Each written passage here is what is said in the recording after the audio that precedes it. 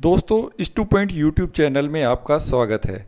आज के सेशन में मैं आपको डीएलएड यानी बीटीसी चतुर्थ सेमेस्टर का परीक्षा किस प्रकार से होता है या उसके पेपर को किस प्रकार हल करते हैं उसको मैं इस सेशन में बताऊंगा।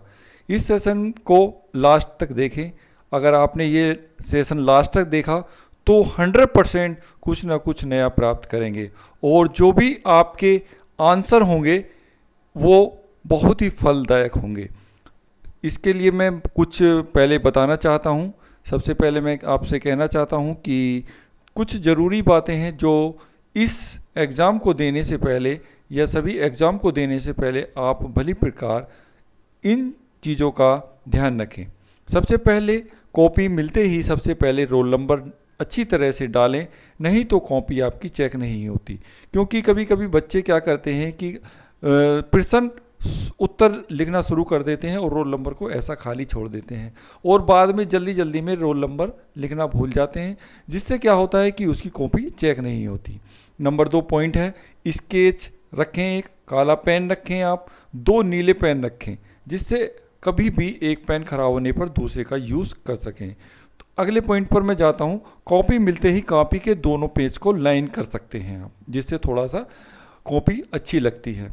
नंबर 4 पॉइंट को पेपर को हल करते समय काले स्केच का से ही उत्तर संख्या डालें। उससे क्या होता है कि आपका जो लुक होता है वो अच्छा लगता है। अगले पॉइंट्स में मैं देखता हूँ, हमेशा क्वेश्चन नंबर 1 से ही स्टार्ट करें। ऐसा नहीं हो कि आपको अति लघु या लघु 3 प्रश्न आते हैं उनको पहले करें। सभी प्रश्न सीरियल से करें ताकि टीचर इरिटेट ना हो, क्योंकि बार बार उसे पेज पलटने में भी दिक्कत होती है। और अगले पॉइंट को, किताब को रट कर ना लिखें बल्कि अपने शब्दों में ही लिखें। कॉपी पर कभी भी क्रॉस या कट का निशान ना लगाएं, ये भी आपके लिए बहुत हानिकारक हो सकता है।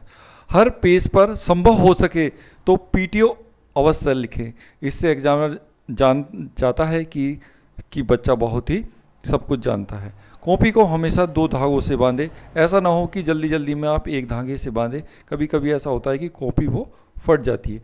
अब आते हैं आज के एग्ज़ाम पेपर पर। यह जो पेपर मैं आपको बताऊंगा इसमें खाली आपके आंसर होंगे। और ये जो पेपर है डीएलएड यानी बीटी चतुर्थ सेमेस्टर साइंस वर्ग का 2017 का मॉडल पेपर है। इसको मैं आपके केवल आंसर इसमें बताऊँगा। आप इसको ध्यानपूर्वक देखें और सुने तो बहुत ही आपके लिए लाभदायक होगा। सबसे पहले मैं बात करता हूँ वस्तुनिष्ठ प्रश्न के बारे में। अब वस्तुनिष्ठ प्रश्न के बाद आते हैं अति लघु उत्तरी प्रश्न पर। उसके लिए सबसे पहले मोटे मोटे अक्षरों के काले स्केच पेन से आप अति लघु उत्तरी प्रश्न डालें, उसके नीचे आप लाइन खींच दें और उसके बाद उत्तर नंबर 6 लिखें और उसके नीचे भी लाइन खींच दें और क्वेश्चन नंबर 6 का आंसर लिखें। जैव विकास का उत्परिवर्तन सिद्धांत किसने दिया था? तो उसमें आप लिखेंगे उत्तर, जैव विकास का उत्परिवर्तन सिद्धांत डी ब्रिज ने दिया था। अगला क्वेश्चन नंबर है आपका 7। उसमें जो 7 है, प्रारूपिक तत्व किसे कहते हैं? आवर्त सारणी के तीसरे आवर्त के तत्व को प्रारूपिक तत्व कहते हैं। अब आते हैं क्वेश्चन नंबर 8 पर। निस्तापन क्रिया क्या है, उसकी एक उपयोगिता लिखिए। तो उत्तर नंबर 8 लिखेंगे और उसके आगे लिखना शुरू करेंगे। निस्तापन वह प्रक्रम है जिसमें कार्बोनेट अयस्क के उसके गलनांक से निम्न ताप पर ऑक्साइड में परिवर्तन करने के लिए वायु की अनुपस्थिति में तेजी से गर्म किया जाता है। उसके बाद उसकी उपयोगिता लिखेंगे।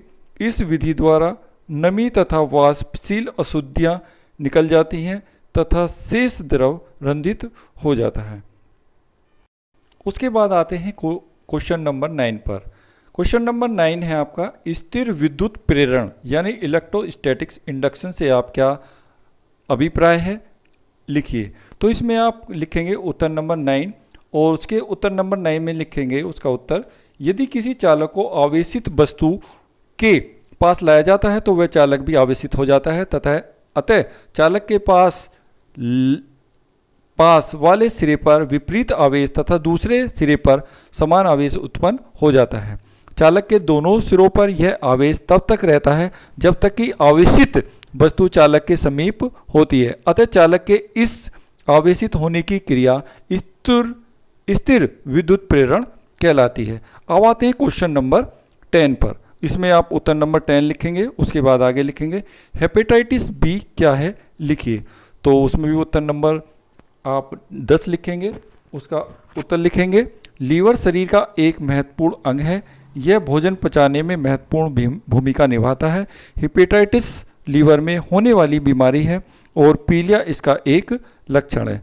उसके बाद हेपेटाइटिस बी लिखेंगे, उसके बाद टाइप बी यानी वायरस, इंजेक्शन, संक्रमित खून दिए जाने या यौन संपर्क से फैलता है, ठीक वैसे ही जैसे एड्स फैलता है। क्वेश्चन नंबर 11 पर।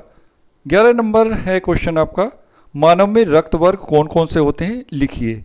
तो उसमें आप एक छोटा सा चार्ट बना सकते हैं। सबसे पहले क्रमांक, रुधिर वर्ग, प्रतिजन और प्रतिरक्षी।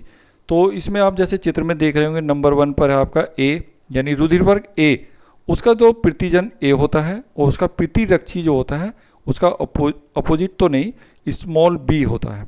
उसके बाद नंबर 2 पर आप रुधिर वर्ग बी, उसका प्रतिजन जो होता है आपका बी होता है और प्रतिरक्षी जो होता है ए होता है।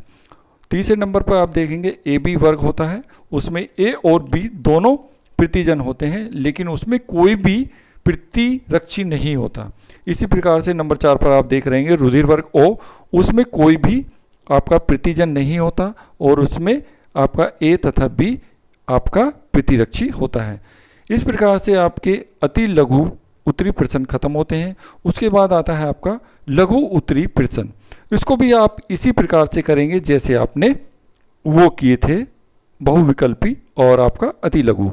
तो इसमें उत्तर नंबर 12 लिखेंगे, उसके 12 के बाद आप उत्तर नंबर 12 के बाद उसका प्रश्न जैसे कि आप देख रहे होंगे।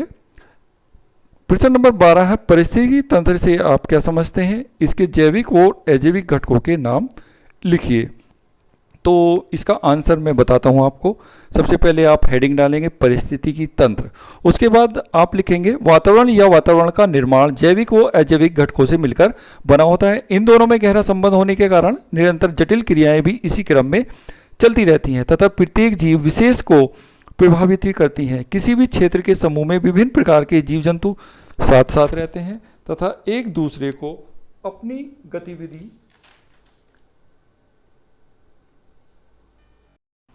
गतिविधि द्वारा प्रभावित भी करते हैं। इस प्रकार समुदाय एवं वातावरण दोनों रचना और कार्य की दृष्टि से तंत्र की भांति कार्य करते हैं। इसी को परिस्थितिकी तंत्र कहा जाता है। जैविक तंत्र और अजैविक तंत्र के बारे में थोड़ा थोड़ा लिख सकते हैं। जैविक तंत्र यानी परिस्थिति तंत्र में जैविक घटकों में एक प्रकार का पोषण संबंध रहता है। इसे निम्न प्रकार वर्गीकृत किया गया है। जैसे नंबर 1 है स्वरपोषी अथवा प्राथमिक और सेकंड है परपोषी अथवा उपभोक्ता। दूसरे नंबर पर आप डाल सकते हैं अजैविक तंत्र। अजैविक घटक के कार्बनिक व अकार्बनिक पदार्थ होते हैं जो परिस्थितिकी तंत्र की रचना के लिए महत्वपूर्ण होते हैं। उनको निम्न प्रकार बताया गया है जैसे कि नंबर 1 कार्बनिक पदार्थ होते हैं, दूसरा होता है कार्बनिक पदार्थ और तीसरा होता है आपका ऊर्जा। इस प्रकार से आपके क्वेश्चन नंबर 14 कंप्लीट होता है। और क्वेश्चन नंबर आपका 15 जो है उसके आगे देखते हैं हम। 15 नंबर है जैसे कि आप इसमें देख रहे होंगे, उसका है आपका मेंडलीव की आधुनिक आवर्त सारणी किस पर आधारित है लिखिए। तो इसमें भी आप उत्तर नंबर 15 डालेंगे और उसके आगे लिखना शुरू करेंगे। मेंडलीव ने उस समय ज्ञात तत्वों को उनके समय परमाणु भार के आधार पर व्यवस्थित किया। मेंडलीव की आवर्त सारणी आवर्त नियम पर आधारित है। दूसरे शब्दों में मेंडलीव ने तत्वों तथा उनके परमाणु भार के आधार पर व्यवस्थित किया जैसे ऑक्साइड, हाइड्राइड आदि। इस प्रकार से आपका 15 नंबर कंप्लीट होता है। और आपका क्वेश्चन नंबर 16 है खाद्य श्रृंखला एवं खाद्य जाल को सचित्र समझाइए। उत्तर नंबर 16 खाद्य श्रृंखला परिस्थिति तंत्र में जीव भोजन के लिए एक दूसरे पर निर्भर रहते हैं, जिससे एक श्रृंखला बन जाती है, उसे भोजन या खाद्य श्रृंखला कहते हैं। उसके बाद आता है खाद्य जाल। खाद्य जाल में प्रत्येक पोषक स्तर का दूसरे पोषक स्तर से सीधा संबंध होता है, परंतु प्रकृति में एक ही परिस्थिति तंत्र में अनेक खाद्य श्रृंखलाएं पाई जाती हैं जो परस्पर कई स्थानों में से जुड़ी रहती हैं। इस प्रकार जैसे आप चित्र में देख रहे होंगे, सबसे पहले घास है। घास को कौन खाता है? खरगोश खाता है, टिड्डा खाता है, चूहा खाता है। और खरगोश को कौन खा सकता है? बाज खाता है। इसी प्रकार टिड्डे को छिपकली खाती है और चूहे को सांप खाता है। इसी प्रकार से आप देख रहे होंगे तीर का निशान रेड कलर में जो है उसमें आप टिड्डे को बाज भी खाता है और चूहे को भी बाज खा सकता है। तो ये एक खाद्य जाल के रूप में आप इस चित्र को देख रहे हैं। उसके बाद आगे क्वेश्चन नंबर 18। एक क्वेश्चन आपका चित्र का आता है और वो भी होता है 2 नंबर का, इसलिए ध्यान रखें कि कोई ना कोई चित्र की प्रैक्टिस जरूर करें जिससे कि आप अपनी परीक्षा में अच्छा चित्र बना सकें और पूर्ण अंक प्राप्त कर सकें।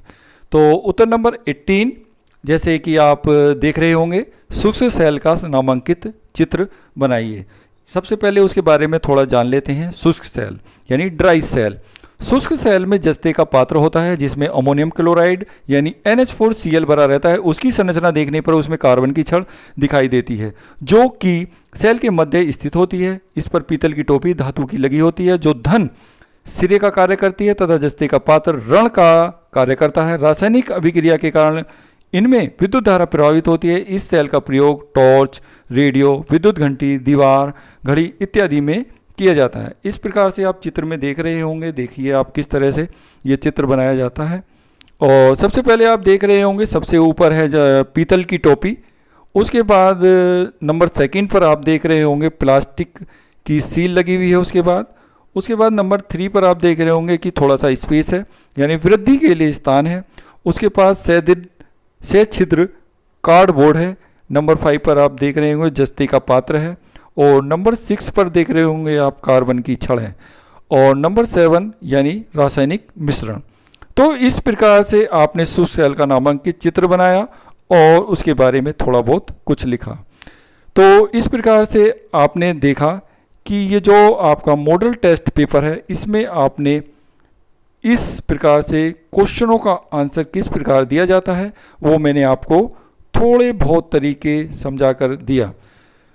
और इस में जो भी आपको कुछ अच्छा लगे तो आप इस के माध्यम से अपनी कॉपी को सुंदर बना सकते हैं। मैं मानता हूं कि आपने कुछ ना कुछ ज़रूर इस जो छोटी सी मेरी वीडियो है कुछ ना कुछ अवश्य सीखा होगा।